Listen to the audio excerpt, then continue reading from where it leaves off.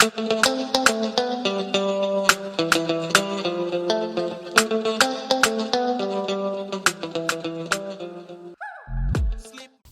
back to the Fete Kings Pod. My name is Kai, and today is a very special one. We in Tampa, Florida, with the Poison Dart Master himself.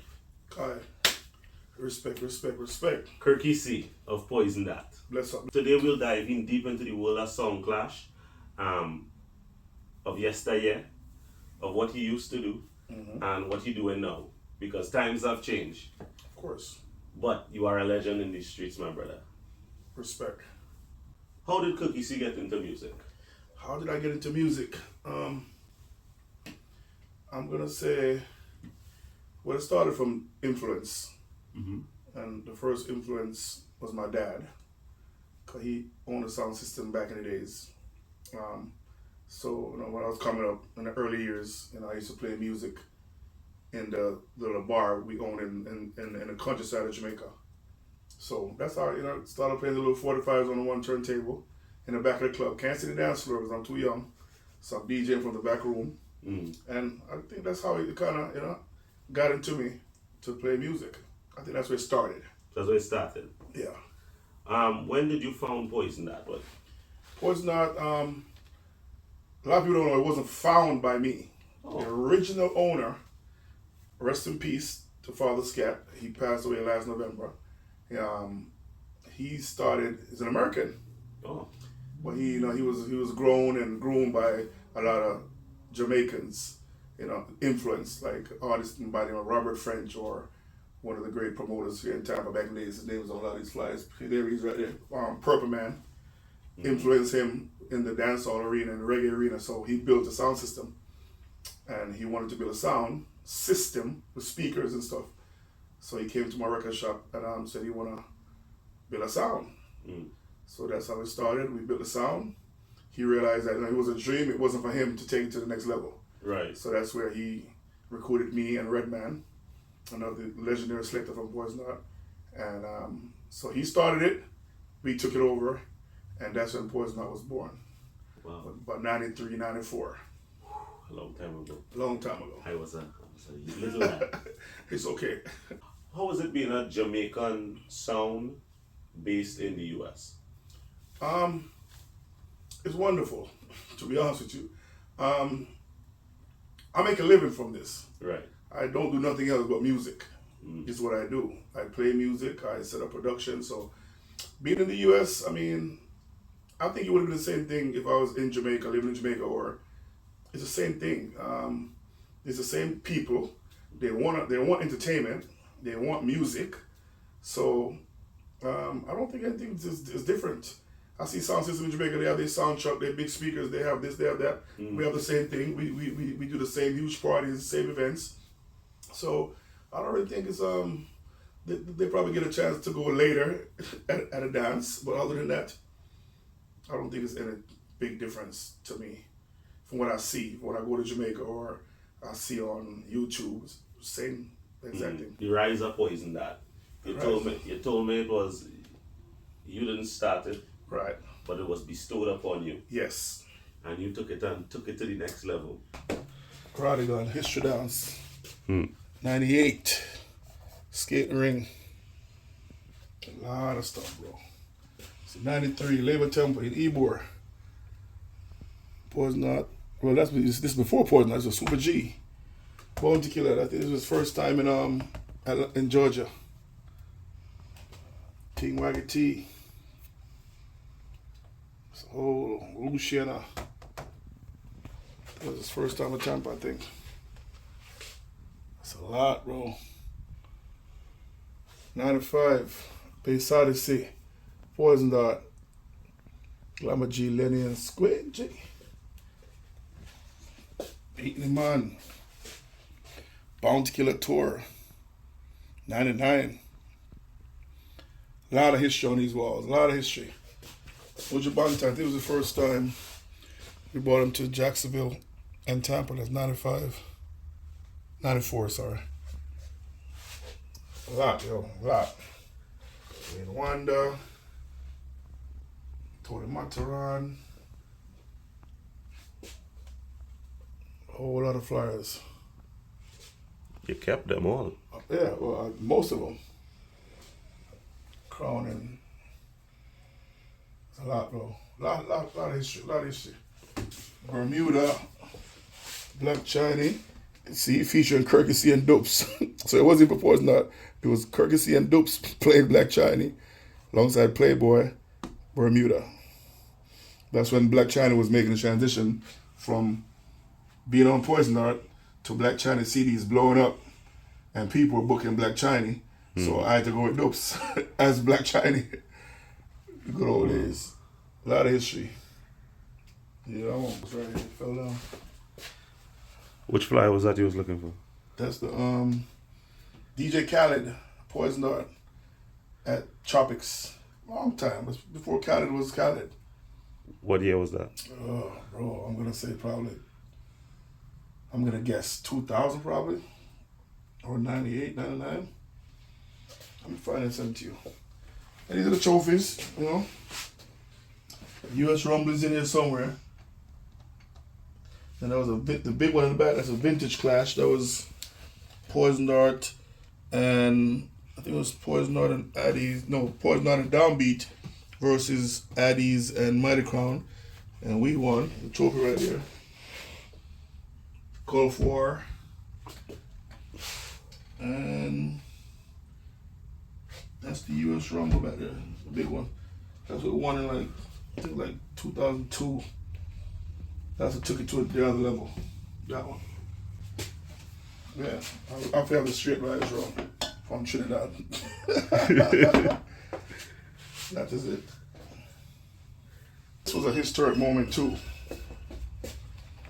This was a night, a lot of sounds can't do this.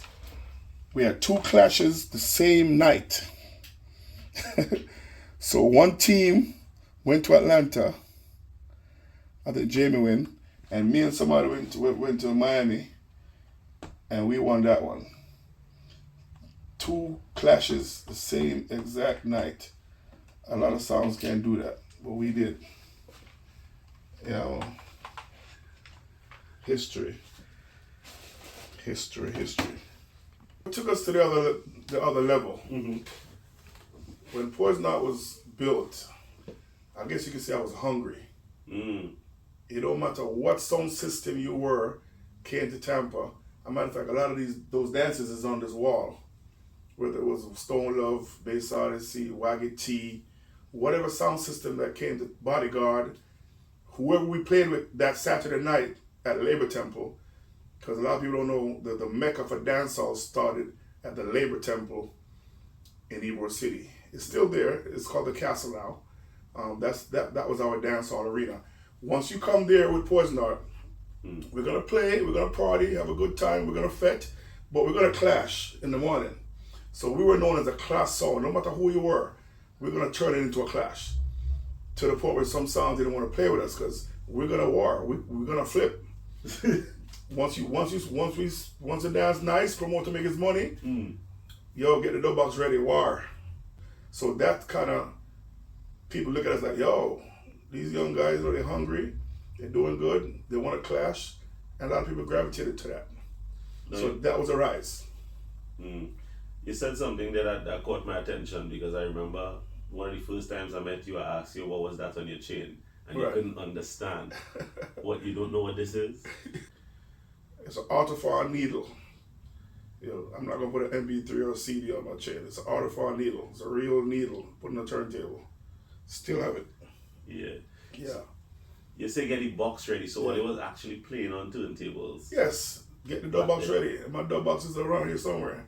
They're in here. You can take some pictures of them later on. Yeah. But yeah, get the dub box ready because back then there was no laptops. Get the dub box ready. Start get your dubs in line because it's clash time. What was the most memorable clash from that time in your early days when you was hungry, when you was looking fit? When you say get the dub box ready, right? Yeah. Memorable clash. Yeah. It's funny you asked me this question, and the flyer is right there. 95.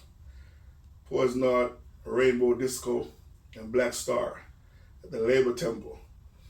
We were hungry and we was killing every sound to where Rainbow Disco literally stood over there and threw in the white flag, wave a white towel, and said, "Yo, okay, we're done. Give up. We're done." That was the first memorable clash in the early days where that was talked about for years after. Yo, the man chewing the white towel and peace, no more. Yeah, so that was a good memory from Labor Temple back in the days, in Poison early days when they threw in the white towel. When did the crew start to travel? When did you all take the world by storm, the international side of things? Honestly, right after those dances, right after we bust. What year you say your bus?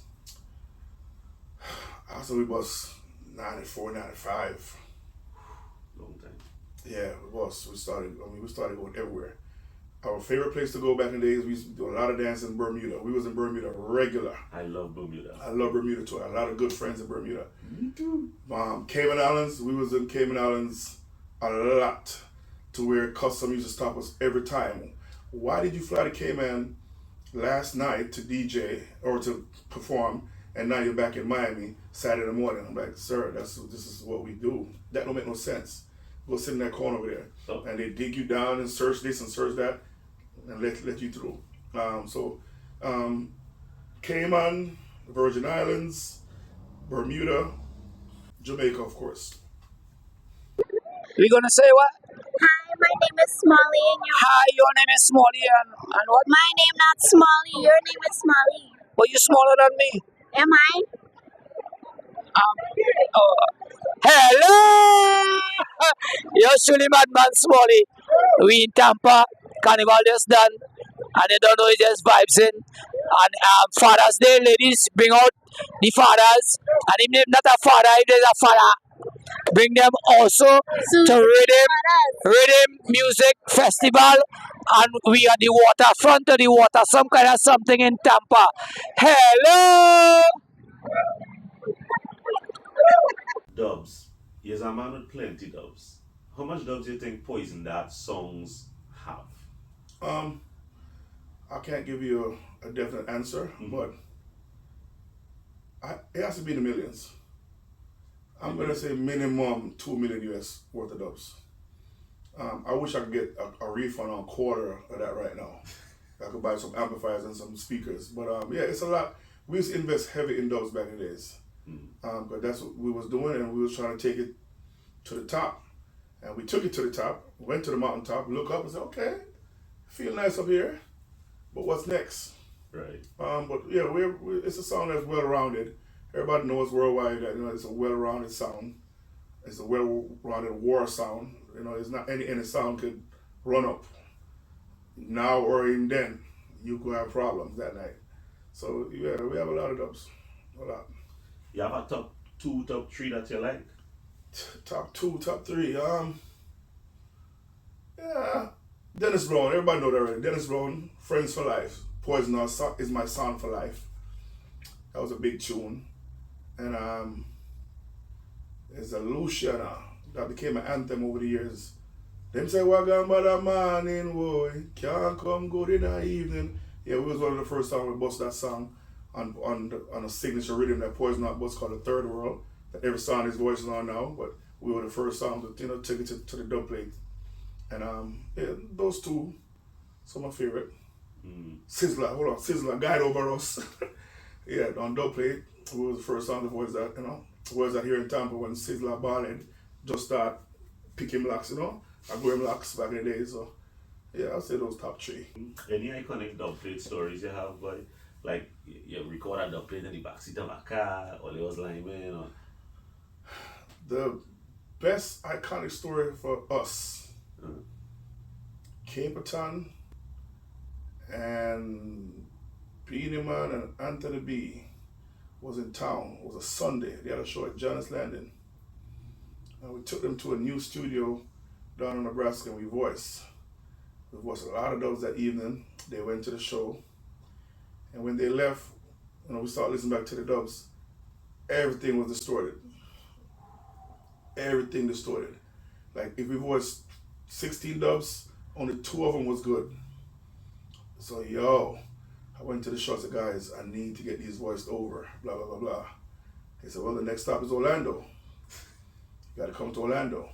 Which Poison is one of the first songs that, invented the setting up the studio, the portable studio in a hotel room, which is not really portable back then, because you still bring a big mixing board, you bring in 2 mini disc player or a dot player, microphones and so forth. It's not like now you bring a laptop and a little sound card, right? Right, you got to bring big things. So I found out what hotel there was at for the show in Orlando. We set up the hotel, the studio. I booked a room, set up the studio, and wait for the Orlando show to be done.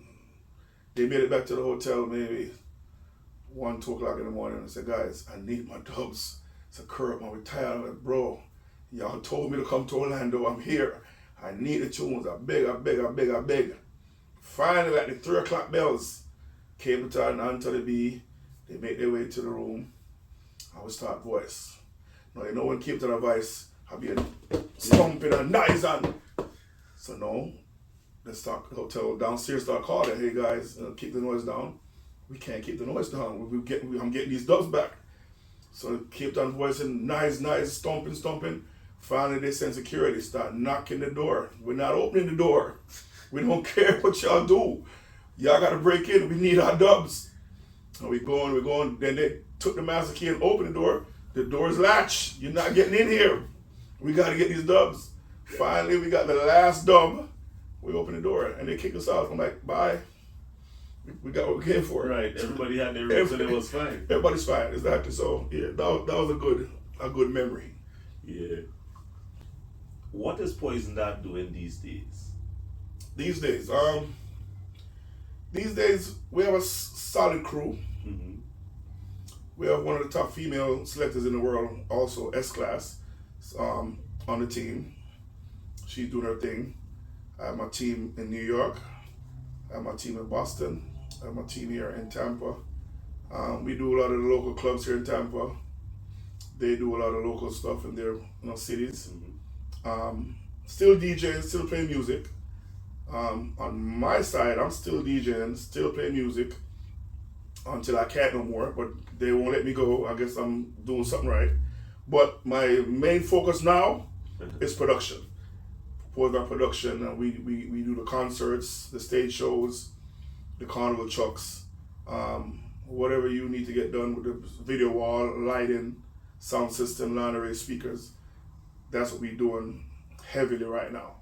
We're in one of the warehouses right now. We have 3 warehouses, and it's filled with equipment, trusses and lights and video wall and sound system. So that's what we're doing right now. We had to change the game a little bit because the dubplate game got a little shaky, you know what I'm saying?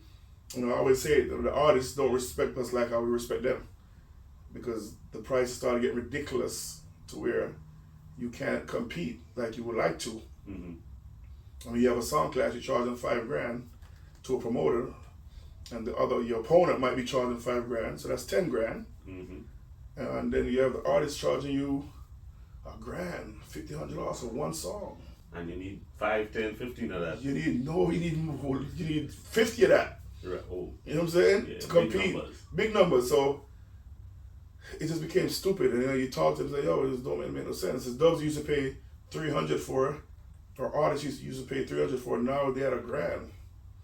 And you do it for a while, you do the best you can, and then you say, yo, something gotta give. So still voice dubs, still love dubplate culture, but we gotta get smarter and wiser, and we put the money into production now. Yes, you have a huge production set up here. I was watching it and I was like, wow, I had to squeeze past the truck outside after Tampa Carnival. Yeah, Tampa Carnival was just a few days ago. The sound truck's still outside. We ain't break it down yet. We don't have to because it's our truck, it's our generator, so no rush. We're going to start breaking that down today. And we have our own truck, our own trailer, and that's what we do now. We kind of fully booked in that department. Right. So we give thanks, Hey, what's up? It's the girl Cat. Big one, not a little one. And you already know it's about Fete King Studios. We outside in Tampa, Florida.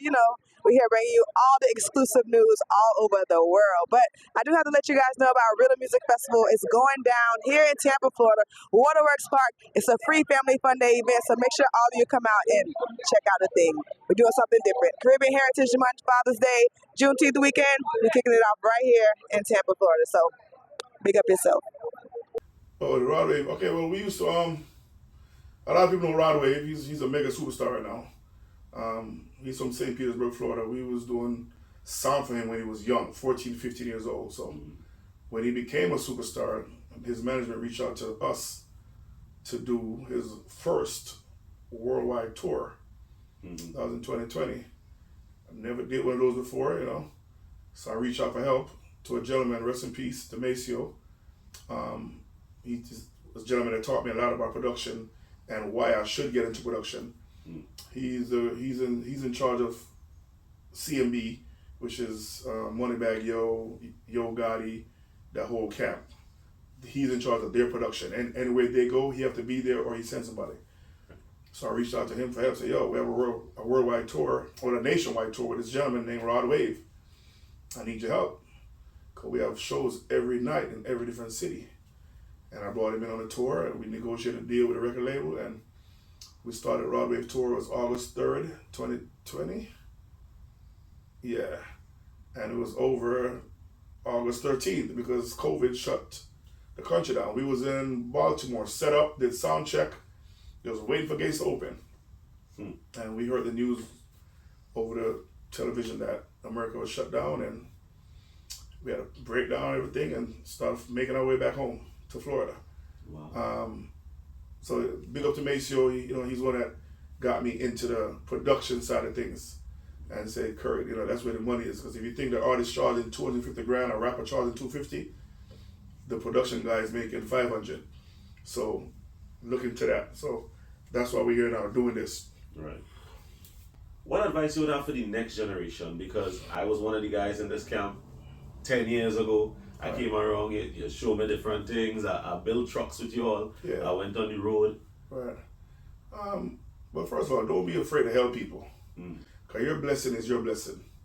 You helping somebody else is not going to overshadow or stop your blessing. So anybody in Tampa know me. You can call Kurt for anything. Pull up. You're going to get help. You know what I'm saying? Just be true to what you're doing. You know what I'm saying? You ain't got to try to copy nobody or follow nobody. Just be true. Be genuine about it. And you're going to be all right.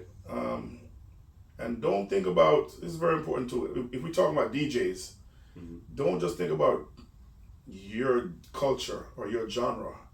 Play for everybody. And that's the main reason why I'm here so long, because I play for everybody. A lot of people say, "Well, you're from Jamaica, I play nothing but dancehall music or nothing but soca music." No, you got to play for everybody. The Haitians, the Latinos, I'm saying the Africans, the Americans. You got to mix, you got to have a party, a vibe. So I always tell these younger DJs, yo, just be versatile and be ready to be versatile quick to entertain whoever is in front of you, or you're not going to be here long. So that's always been my biggest advice to these young DJs. Be versatile in what you're doing. Don't just stick to one, one thing. It's not going to work. The world changed. I did randomly see you in a wedding once for my co-workers. I did see you playing, a white wedding in St. Pete Beach. Yeah. It was quite weird. Right. Like, yeah. That's Kurt. That's Kurt. Yes. They were line dancing and you was in there. Yes. Everybody. You gotta let me go. I'm like, what's going on here? Because we're here to entertain. You know what I'm saying? So what's the legacy you want to leave? The Poison Dart legacy? Well, legacy I want to leave, honestly, I think I'm living my legacy right now. Because I get reached out by people worldwide every day, and they've been a fan from this long and that long, and they listen to this cassette and that. So I just want to just be remembered as a sound man, a selector that did it the right way. We have bad sound. You can show them the trophies when you get a chance before you leave. Yeah. We have bad sound. We used to kill a lot of sounds for the culture, of course, and we put a lot into the game of sound clash and of music in general. So the legacy, just remember Kirky-C as a genuine youth. Remember Poison Dart as a bad sound. I'm good with that. I have a special segment here. I want to do a quick fire round. Quick fire. Quick fire. Oh Lord. I'll ask some questions and just whatever come to your mind first. Favorite clash? Favorite clash? I would say the first US Rumble. First US Rumble in the Bronx. Because it was a time when Poison Knot was killing everybody in Florida, and every song comes to Florida was killing them, but we wasn't getting the recognition on that other level. So I was thinking about giving up. Right. And I got to big up this gentleman in Tampa, Righteous Promotion, DJ Righteous now. He said, Kirk, nah, man, there's a clash in New York and Bronx. I want y'all to do it. It's a top sound in the U.S. It's called the U.S. Rumble. Mm-hmm. And we did it and won. The trophy's right there.